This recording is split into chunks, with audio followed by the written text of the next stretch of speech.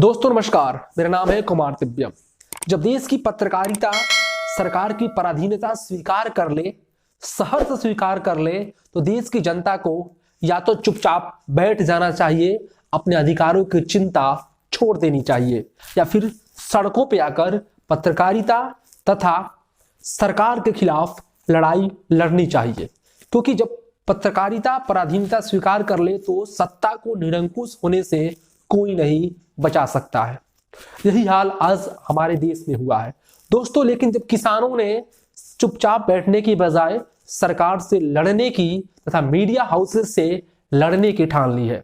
60 दिनों तक किसानों को जब पंजाब में बैठे बैठे ये लगा कि उनकी बात कोई नहीं सुनने वाला है, उन्हें दिल्ली अपनी बात मनवाने के लिए जाना पड़ेगा, तो फिर किसानों ने 26 नवंबर को यानी पिछले महीने 26 तारीख को दिल्ली के लिए कूच करने को पूरी तैयारी के साथ निकल पड़े। लेकिन जब वो दिल्ली के पास, दिल्ली के बॉर्डर इलाकों में आए तो उन पे आंसू गैस के गोले तथा पानी की बौछारों के साथ इस ठिठुरती ठंड में देश के अन्नदाताओं के ऊपर इस तरह के अत्याचारों के साथ रोकने की कोशिश हुई। लेकिन उनके अटल इरादे ने सरकार के मंसूबों पे पानी फेर दिया। जब सरकार के मंसूबे उन्हें रोक नहीं पाए तो फिर मीडिया हाउसेस के जिम्मे जो सरकार के आजकल भोंपू बने हुए हैं, जो सहर्ष उनकी लाउड स्पीकर बनने को तैयार हैं, उनके जिम्मे ये काम छोड़ दिया। और जब किसान के आंदोलनों को दमन करने के लिए सरकार के सारे मंसूबे खत्म हो गए तो ये पत्रकारिता हाउसेस ने उन्हें खालिस्तानी घोषित करने की पुरजोर कोशिश की। किसी भी तरह के उनके आंदोलनों को बदनाम करने की पुरजोर कोशिश की। ये काम वो पहले भी कर चुके हैं। सीए एनआरसी का जब विरोध हो रहा था तो मुसलमानों को पाकिस्तानी तक इन पत्रकारों ने बताया था। इन पत्रकारों ने उन्हें देश विरोधी बताया था। इसी तरह से जब आदिवासी आंदोलन करते हैं, जब दलित आंदोलन करते हैं, तो ये पत्रकार, ये मीडिया हाउसेज उन्हें नक्सली साबित कर देते हैं। और इस बार पंजाब के किसान ज्यादा संख्या में थे।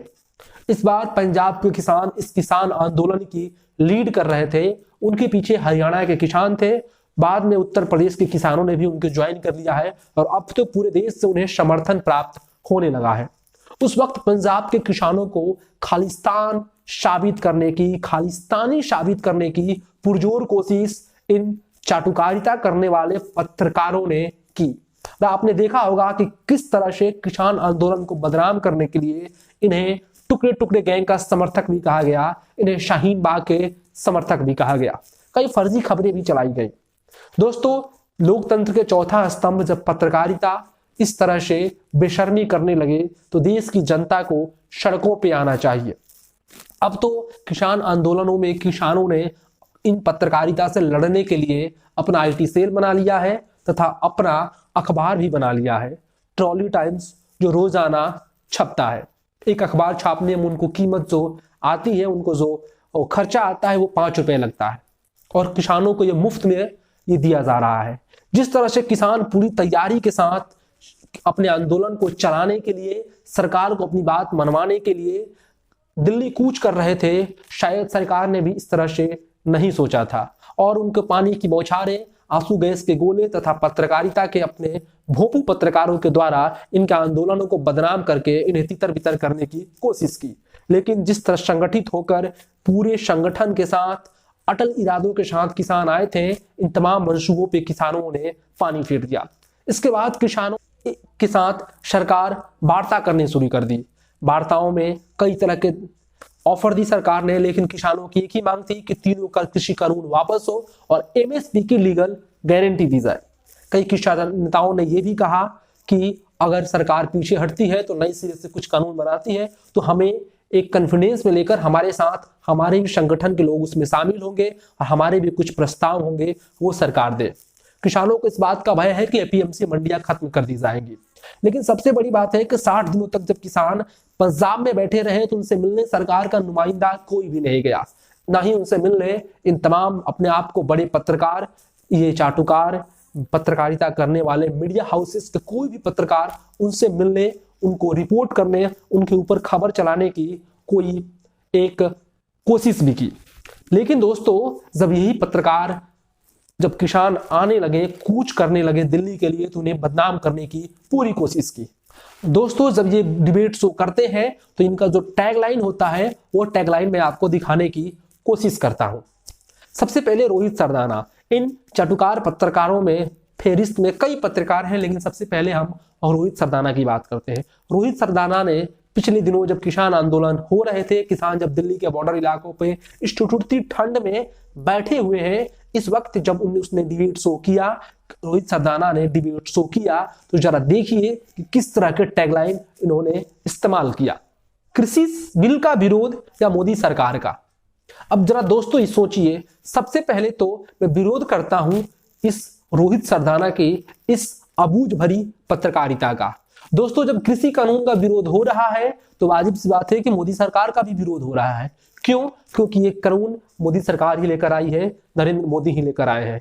लेकिन सरकार को डिफेंड करने की एक सोची समझी रणनीति के साथ ये टैगलाइन लगाया गया है, ताकि लोगों के अंदर ये परसेप्शन बन जाए कि ये किसान किसान नहीं है, ये लोग सिर्फ और सिर्फ मोदी को सत्ता से हटाने की चाहते हैं, और लोगों के अंदर एक भावनाएं क्रिएट की जा सके कि मोदी अच्छा काम कर रहे हैं। लेकिन इस किसान आंदोलन को बदनाम करने के लिए इस तरह के टैगलाइन का इस्तेमाल किया गया, और मोदी जी की जो छवि गढ़ी गई है, जो एक गॉड वाली छवि, जो सबसे सर्वश्रेष्ठ नेता की छवि, उसको बनाए रखने के लिए रोहित सरदाना ने अपनी स्वामी की पराधीनता के अनुरूप ही काम किया।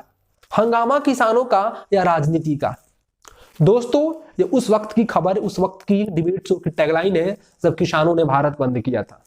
अब इनका कहना था कि किसान जब प्रेस कॉन्फ्रेंस करके आंदोलन या फिर भारत बंद का ऐलान करते हैं, उस वक्त ये भी राजनीति बंदी कहते हैं। इनका कहना है कि राजनीति के लोग बंद कर रहे हैं, किसानों का कोई ऐलान का कोई असर नहीं है।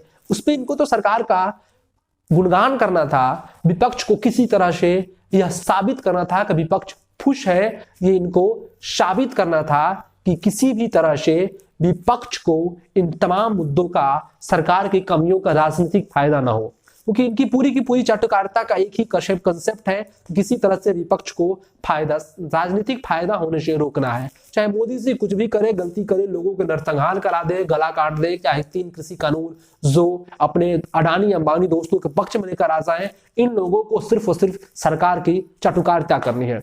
अगला देखिए इनका टैगलाइन, बंद के नाम पर सियासत का काम। अब इनको विपक्ष को लेकर ये हमेशा हमलावर होते हैं।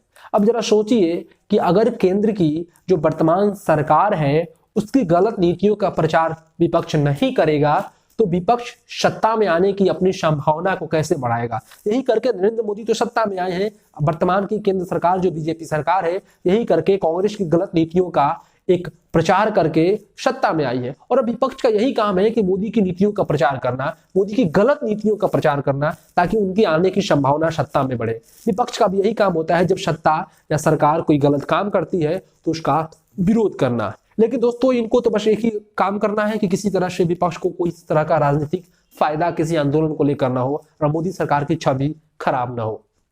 अब इस जम्बू द्वीप की सर्कस की जो अगली पत्रकारिता सुंदरी है वो नाम अंजना ओम कश्यप है। अंजना ओम कश्यप का डिबेट शो का टैगलाइन देखिए कि विपक्ष का बंदूक और किसानों का कंधा, यानी किसानों को उकसा करके विपक्ष अपनी राजनीति कर रहा है। अब 5 लाख किसान इनको या तो अनपढ़ लगते हैं या फिर अबूझ लगते हैं, या फिर ये खुद अबूझ है और अनपढ़ है, क्योंकि इतने बड़े किसानों को कोई पार्टी बरगला नहीं सकती है कि जो अपनी खेती बाड़ी छोड़कर अपने बाल बच्चों के साथ वो सरकार का विरोध प्रदर्शन करते। इतनी भारी मात्रा में जो कांग्रेस पार्टी खुद की अपनी पार्टी को अपने या फिर कोई विपक्ष अपने आप को नहीं संभाल पा रहा है, वो सरकार का विरोध करने के लिए इतने ज्यादा मात्रा में लोगों को उकसा सके। जरा आप भी सोचिए कि अंजना ओम कश्यप के इस तरह के टैगलाइन का उद्देश्य क्या है। एक ही उद्देश्य है कि किसी तरह से सरकार को डिफेंड करना, मोदी जी की छवि को बनाए रखना, और इनके लिए वो किसानों को भी खालिस्तानी कह सकती हैं, वो किसानों को बदनाम कर सकती हैं, देश की किसी भी नागरिक को वो बदनाम कर सकती हैं। जम्बू द्वीप की सर्कस में अगला नाम अंतरिक्ष छाप पत्रकार दीपक चौरसिया का है। अब इस दीपक चौरसिया के जरा इस टैगलाइन को देखिए, इनके डिबेट शो के देश की बहस की टैगलाइन को देखिए। अब इनमें इनको लग रहा है कि किसान आंदोलन कर रहा है तो देश को नुकसान हो रहा है, इनको इस बात की फिक्र पड़ी है कि देश को नुकसान हो रहा है किसानों के आंदोलन से। अब सरकार जब किसान दिल्ली आ रहे थे तो नेशनल हाईवे को खड्डे खोद रही थी, उस वक्त ये दीपक चौरसिया कहाँ थे? दीपक चौरसिया सरकार से क्यों नहीं पूछे कितने जो पैसे लगे हैं, टैक्स के पैसे लगाए गए हैं, इनको आप खोद रहे हैं, फिर अब बनवाइएगा तो इसमें पैसा किस तरह से बर्बाद होगा।